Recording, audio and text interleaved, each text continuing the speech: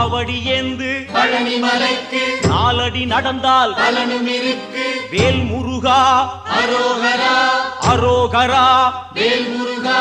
காவடி ஏந்து பழனி மலைக்கு நாலடி நடந்தால் பலனும் இருக்கு. வேல் முருகா அரோகரா அரோகரா வேல் முருகா.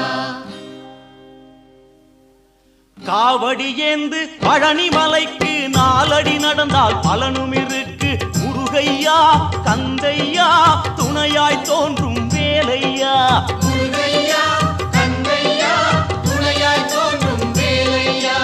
அறுபடை வீடும் சொத்தாகும் ஆண்டி என்பது பேராகும்.